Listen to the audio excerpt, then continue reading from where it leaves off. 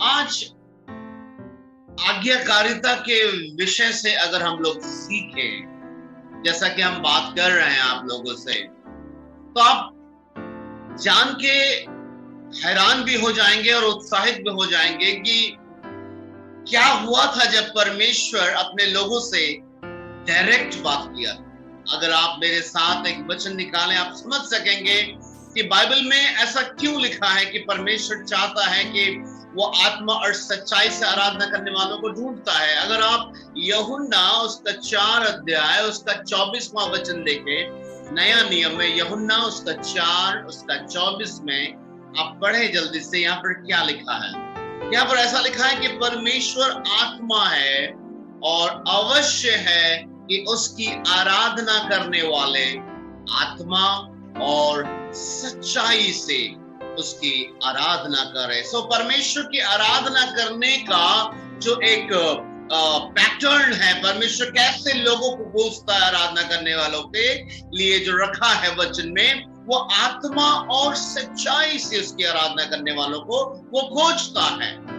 सो जब हम परमेश्वर के पास आते हैं वचन सीखने के लिए, तो इसका दूसरा अर्थ यह भी तो है कि हम आराधना करने आए हैं, है कि नहीं? जब हम आराधना करने आए हैं तो आत्मा और सच्चाई हमारे अंदर में होने की पूरी आवश्यकता है। अगर आप मेरे साथ एक और वचन को सीखें, जैसा कि मैंने बताया कि आज्ञाकारिता, डिसिप्लिन बहुत जरूरी है। जब प्रभु के भवन में हम आराधना करने के लिए आते हैं, सीखते हैं। अगर मेरे साथ पुराना नियम की पुस्तक उसमें निर्गमन उसका 20 अध्याय उसका 18 से 20 तक देखें। निर्गमन उसका 20 अध्याय उसका 18 से लेकर 20 तक अगर हम लोग देखें, यहां पर आप सबको मिल जाए जल्दी से तो अच्छा होगा। निर्गमन पुराना नियम में है, उसका 20 अध्याय उसका 18 से लेकर 20 तक।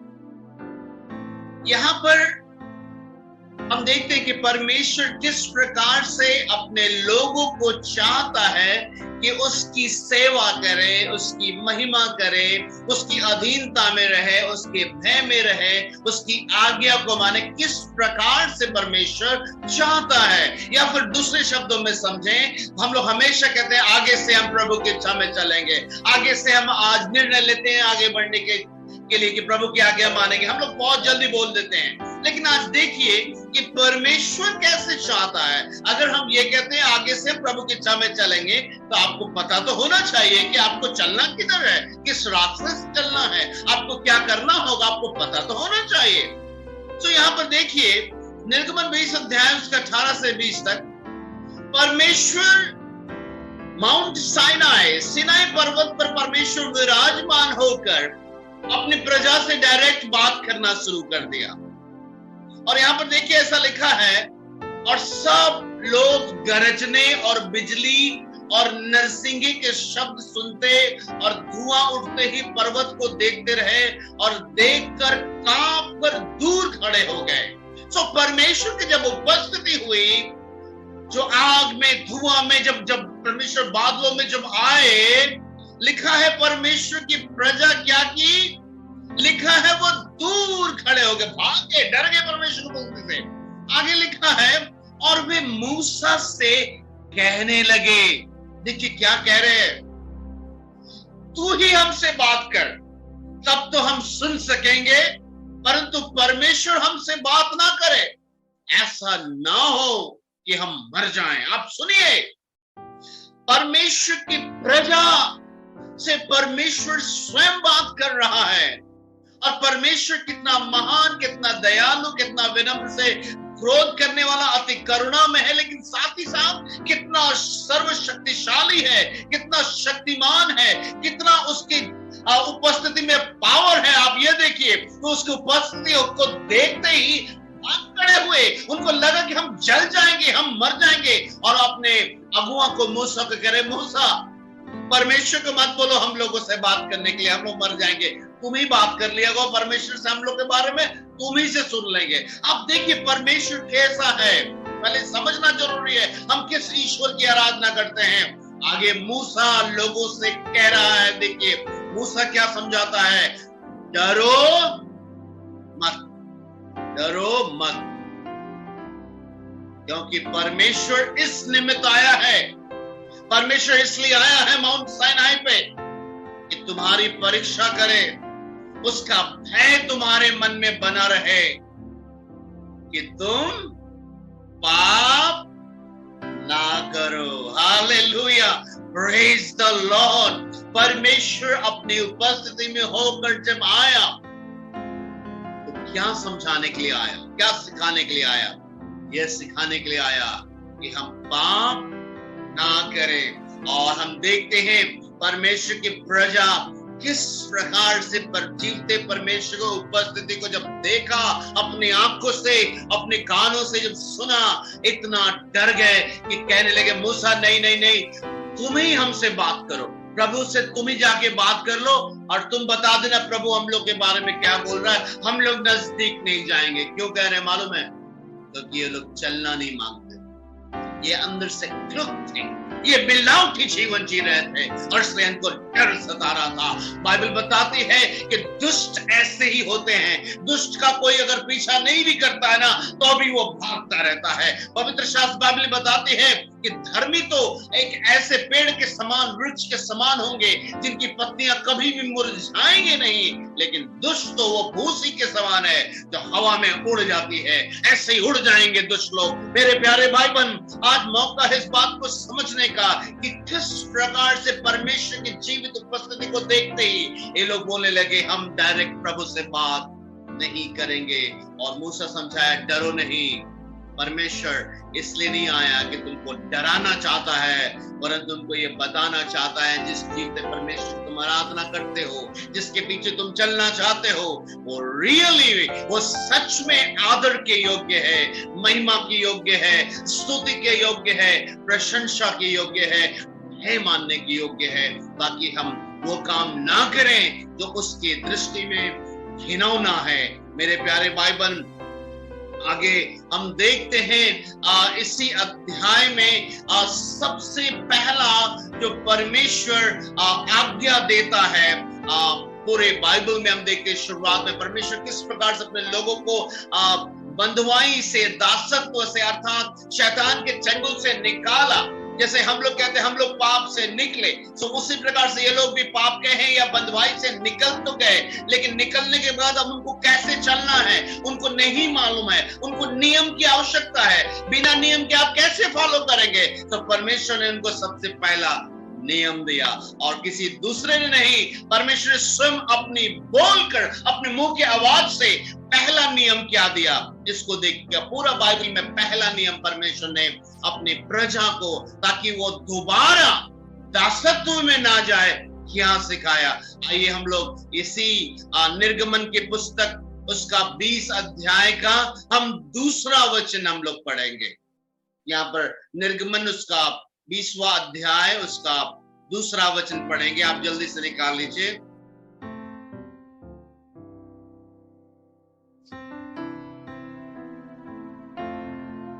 यहाँ पर ऐसा लिखा है कि मैं तेरा परमेश्वर यहोवा हूं जो तुझे दासत्व के घर अर्थात मिस्र देश से निकाल लाया है। परमेश्वर क्या कह रहा है अपने लोगों से? मैं तेरा परमेश्वर हूं जो तुझे दासत्व के घर अर्थात मिस्र देश से निकाल लाया है। मेरे प्यारे भाई बहन, परमेश्वर को सबसे पहले ये बात अपनी प्रजा को रिमाइंड करने की जरूरत क्यों पड़े?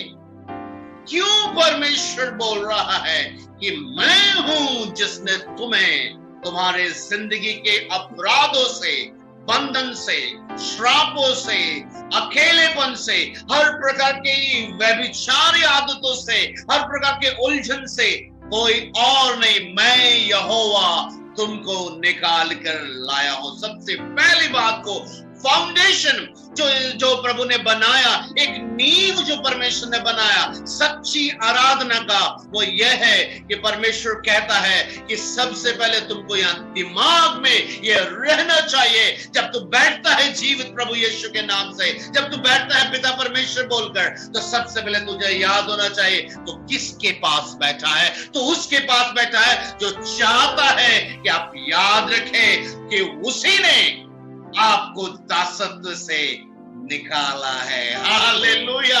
और जब तक आपको याद नहीं रहेगा कि दासत्व से, आपकी समस्याओं से, आपके जिंदगी के बीमारियों से, आपके जिंदगी के हर प्रकार के उलझन से परमेश्वर निकाला है, अगर वो नहीं याद रहेगा तो आप कभी भी उसका अगला वचन को आप कभी भी फॉलो नहीं करेंगे। इसलिए हम देखते परमेश्वर पहले उनको स्मरण दिलाया, पहले you must know who I am, पहले तुम जानो कि मैं कौन हूं, उसके बाद अब तुम ये जानो कि अगर तुम जान गए हो मैं कौन हूं तो मैं जो बोलता हूं तुम करोगे। हालेलुया। इसलिए बहुत सारे मसीह लोग भूल जाते हैं परमेश्वर है कौन, परमेश्वर कैसा है, परमेश्वर कितना शक्तिशाली है, वो क्या कर सकता है अपने होठों को शब्द से।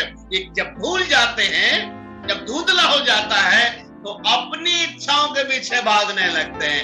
इसलिए सबसे पहले प्रभु याद रखना, मैं यहोवा हूं जो तुम्हें मिस्र देश से, बंधुआई से छुड़ा कर लाया है। पहले याद रखो मैं कौन हूं। सच्चे आराधना जब करना है, अगर तुम्हें मेरे पीछे चलना, तो पहले सबसे पहले ये बात को याद रखना। अब उसके बाद आगे तीसरा वचन में लिखा है, तीसरा और चौथा पढ़ते हैं, तू मुझे छोड़ दूसरों को परमेश्वर करके ना मानना, तू अपने लिए कोई मूर्ति खोद कर ना बनाना, ना किसी की प्रतिमा बनाना जो आकाश में है या पृथ्वी पर है या पृथ्वी के जल में है। तू मुझे छोड़ किसी को ईश्वर करके ना मानना। मेरे प्यारे भाई बहन, परमेश्वर अपने लोगों को बंधुआई से निकाल के ले जा रहा है। परमेश्वर अपने लोगों को जो एक लंबे समय से फिरौन की बंधुआई में थे, अब उनको निकाल तो लिया है, लेकिन एक पिता को कैसे चिंता होती, जब आप गिरे होते हैं गंदे नाले में, तो पिता आपको सिर्फ निकालता नहीं है वरन आपके लिए वस्त्र का भी उपाय करता है ना। हम देखते हैं परमेश्वर उनको निकाला और वस्त्र के रूप में, ताकि दोबारा वह गंदे ना हो, उनको वस्त्र के रूप में अपनी आज्ञाओं को दे रहा है, ताकि वो अब आत्मिक, मानसिक, शारीरिक रूप से एक स्वस्थ प्रजा बन जाए प्रभु के। सबसे पहली बात उनको क्या बोल रहा है, तू मुझे छोड़ किसी को भी ईश्वर करके ना मानना। मेरे प्यारे भाई बहन, यहाँ पर हम देखते हैं कि परमेश्वर दूसरे को ईश्वर करके ना मानना जो शब्द का इस्तेमाल किया, वो क्यों इस शब्द का इस्तेमाल किया, इस बात को समझने के लिए हम लोग जानने के लिए इस बात को कोशिश करेंगे कि उन दिनों में ये बहुत ही कॉमन हुआ करता था। ये बात को समझने की कोशिश कीजिए। उन दिनों ये बात बड़ी कॉमन थी कि कोई भी बात के लिए, जैसे अगर फसल नहीं हो रहा है अधिक से, तो फसल के लिए अलग ईश्वर था। लोग बाल देवता के पीछे चले जाते थे कि ताकि बाल देवता से प्रार्थना करेंगे हमको फसल अच्छा से हो। अगर बिजनेस में ठीक से काम नहीं हो रहा है, कमाई नहीं हो रहा है, तो फाइनेंस देखने वाला ईश्वर के पास मत्था टेकेंगे। अगर खेत में हमारा फसल ठीक से नहीं हो रहा है, तो खेत वाला ईश्वर के पास जाएंगे। अगर पैदावार या बच्चा पैदा नहीं हो रहा है, तो हमको वो वाला ईश्वर के पास जाना है जो बच्चा पैदा करने में हमको जल्दी बच्चा पैदा हो जाएगा, उस ईश्वर के पीछे भागते थे लोग। किसी का कुछ, किसी का कुछ, अलग अलग विषयों के लिए अलग अलग ईश्वर की तलाश की आदत थी उन दिनों लोगों की। और परमेश्वर को इस बात का बहुत डर था कि ये लोगों को मैं निकाल तो ले आया हूं, लेकिन जैसे ही इनको प्रॉब्लम होगा पैसे का, तो फिर चल जाएंगे उसके पीछे, फसल के लिए उस भगवान को बना लेंगे। बच्चा पैदा नहीं हो रहा तो फिर कभी मजार पे चल जाएंगे, कभी उसको दिखाने चल जाएंगे। अब उन्हें सबसे पहला आज्ञा बताया ताकि ये लोग दोबारा उस बंधुआई में ना फंसे, इसलिए सबसे पहला आज्ञा उनको दिया, तू मुझे छोड़ और किसी दूसरे को ईश्वर करके ना मानना। मेरे प्यारे भाई बहन, ये तो बहुत बड़ी बात है। इसको अब ऐसे समझें कि एक परमेश्वर के दास जॉन कैल्विन ने ऐसा कहा कि मनुष्य का जो स्वभाव है एक मूर्ति के कारखाने की तरह। सुनिएगा, हेलो, जॉन कैल्विन ने कहा कि मनुष्य का जो स्वभाव है एक मूर्ति के कारखाने के समान, और बहुत कम समय में एक नया मूर्त अपने हृदय में गढ़ लेता है और उसी के पीछे भागने लगता है, और अपने मन में जो मूर्त को गढ़ता है उसकी प्रतिस्पर्धा, उसका कंपटीशन जीव परमेश्वर से करना शुरू कर देता है। और प्रभु को बोलता है, प्रभु वेट, थोड़ा मुझे ये वाला कर लेने दो, प्रभु वेट, मुझे थोड़ा ये वाला कर लेने दो, कोई कुछ। मेरे प्यारों, आप मेरी बात को क्या समझ रहे हैं? फर्स्ट लॉ जो परमेश्वर ने अपने प्रजा को एक स्थिरता के लिए बनाया था, पहला सिद्धांत, पहला वचन दिया था, तो मुझे छोड़कर किसी को भी ईश्वर करके ना मानना। अब प्रश्न उठता है कि जॉन कैल्विन ने जो बात कहा कि मनुष्य का स्वभाव या उसका मन मूर्तों का कारखाना,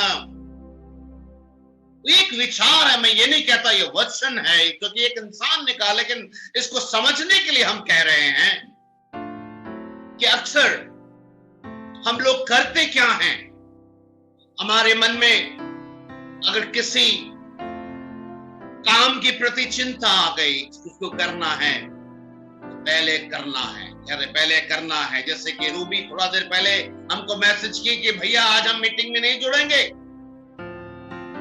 आज मुझे दूसरा गॉड मिल गया है, आज मुझे उसी गॉड की उपासना करनी है। वो गॉड क्या था? काम करो, घर में काम करो। आज मत्था टेक दिया था इसने, वो तो मैंने सिर्फ इतना पूछा, क्यों, कौन सा जरूरी है, जितना काम आ गया, तो जल्दी से फिर ये जूम में ऑनलाइन हो गई। किसी को कोई पसंद आ गया, बस वही चाहिए, प्रभु बस वही चाहिए, हमको और कुछ नहीं चाहिए। अब क्योंकि अब प्रभु क्या चाहता उससे मतलब नहीं, हम क्या चाहते हैं। प्रभु कंपटीशन, मेरी इच्छा आपकी इच्छा में अब कंपटीशन चालू हो गया। प्रभु ये मेरा बिजनेस का टाइम है, प्रभु मेरा ये ऑफिस का टाइम है, प्रभु वो सब ठीक है, लेकिन मेरा ये फैमिली रिलेशन का बात है, इसके बीच में आप मत आइएगा, वरना कंपटीशन बहुत तगड़ा हो जाएगा। प्रभु आपको थोड़ा देर के लिए हमको छोड़ना पड़ जाएगा, आप नहीं समझ रहे मेरी बात को, इट्स वेरी हार्ड, नहीं होगा मुझसे। प्रभु कहता है, तू मुझे छोड़, किसी और को ईश्वर करके ना मानना। मेरे प्यारे भाई बहन, अगर मेरे साथ नया नियम में निकाले, कुलुस्सियों की पत्री उसका 3रा अध्याय उसका 5वां वचन, कुलुस्सियों उसका 3रा अध्याय उसका 5वां वचन, यहाँ पर बहुत ही सुंदर बात हम लोग देखते हैं।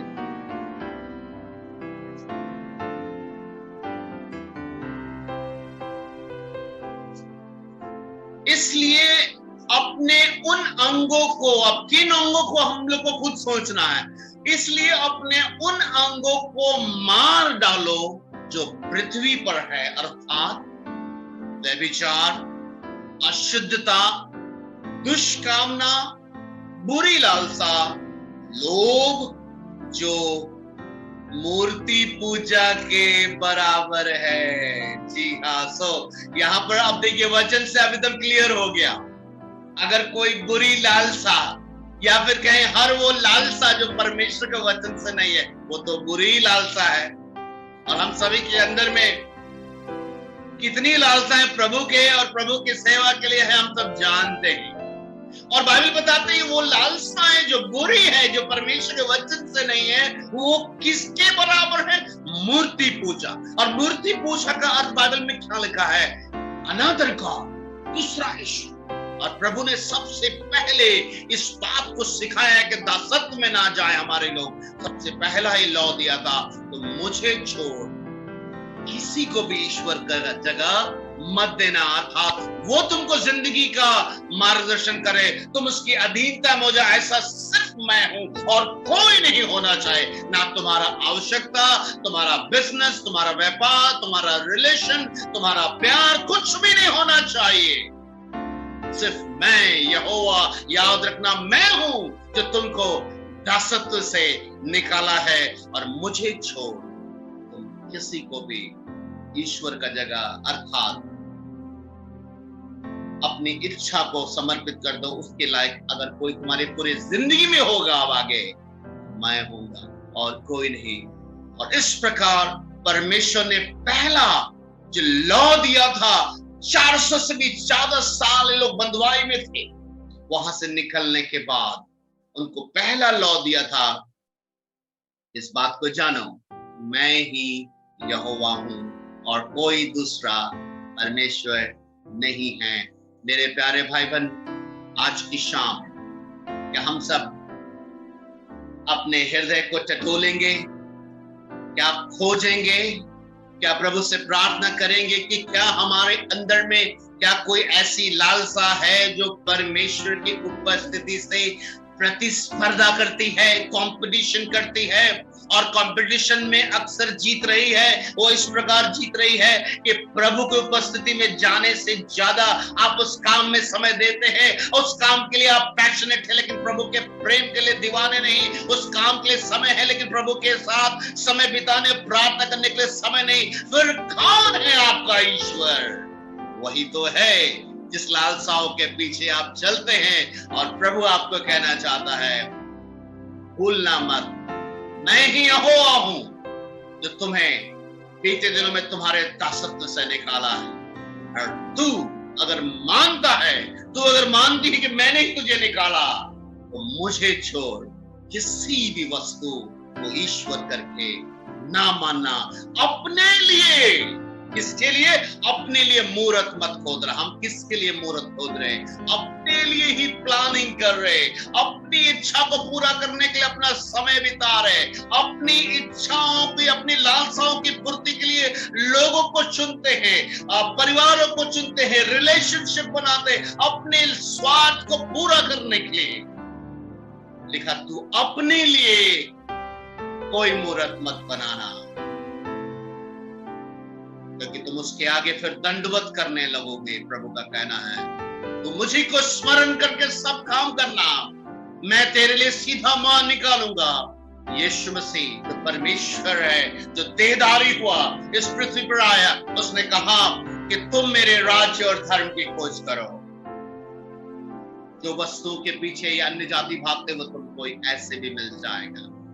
मेरे प्यारे भाई बहन, आज समय है हम अपने सर को झुकाएं, पूरे आदर के साथ, भय के साथ। क्या हम इजरायलियों के समान, क्या हमारे भी हालात ऐसे हो गए हैं कि परमेश्वर के उपस्थिति से जैसे लिखा है वो दूर भाग गए? क्या हम भी वैसे ही दूर भाग रहे हैं? आप नहीं कर पा रहे हैं प्रार्थना? वो इसलिए नहीं उपस्थिति में खड़े हो पा रहे थे क्योंकि वो मिलावटी जिंदगी थी।